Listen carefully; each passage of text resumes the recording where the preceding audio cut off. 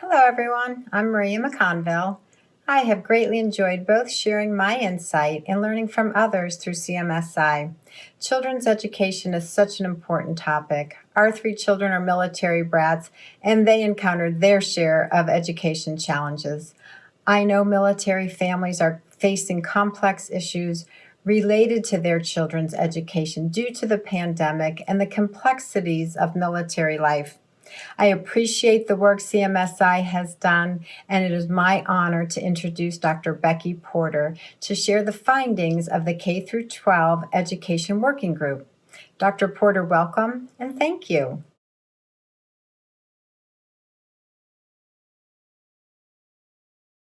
Hi, I'm Dr. Becky Porter, the President and CEO of the Military Child Education Coalition. MSEC worked with CMSI in putting together a working group to look at K-12 issues for military-connected kids during COVID. This working group had more than 20 individuals in it, professionals who included psychiatrists, psychologists, educators, military family members, and national service organizations. What we looked at were 5 different issues that we think are of great concern to military families right now. We looked at social emotional well-being of military families and students in particular. We looked at school transitions. We looked at access to learning. We also looked at learning gaps around moving during COVID-19 and also issues around special education for military-connected children.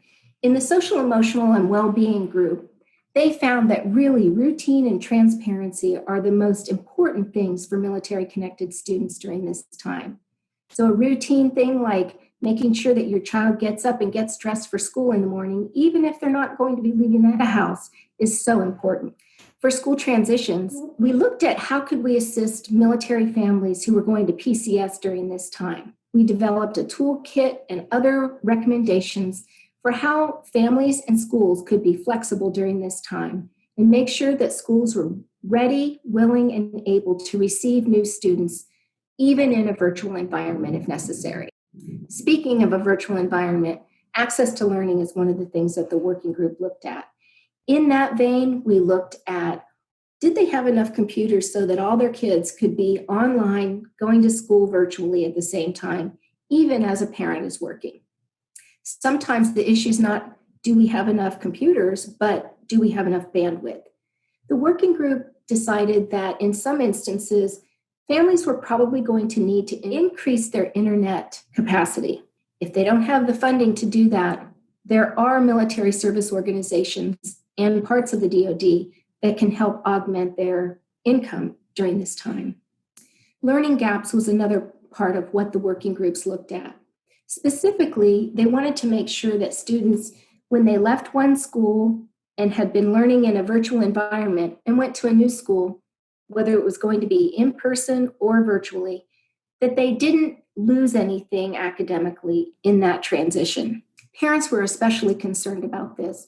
And what the working group thought would be the best remedy in this situation is for parents to be educated about exactly where their child should be from an academic standpoint, so that when they get to the next school, they know where their child is, they know where they should be, and they can help get them placed in the right academic setting. Another area that the work group looked at was in the area of special needs and military children who need IEPs or have other educational special needs. Change is very difficult for children who have special needs, whether it's because they need a new IEP or just because their routine gets disrupted. And in COVID-19 environment, it's even worse. This working group looked at those aspects that maybe we can control, trying to provide some routine and normalcy for those kids, but also they looked at some aspirational things like portability for IEPs of military-connected kids, so that when they go from one place to another, maybe they could take that IEP with them. It's really an aspiration and not something that's in our grasp right away, but something that the working group looked at. In all of these areas, the working group tried to ascertain what would be the biggest concern for parents and students in this environment. Also tried to look at what are some solutions to those, and then also what can we do in the future. The white paper looks at all of this.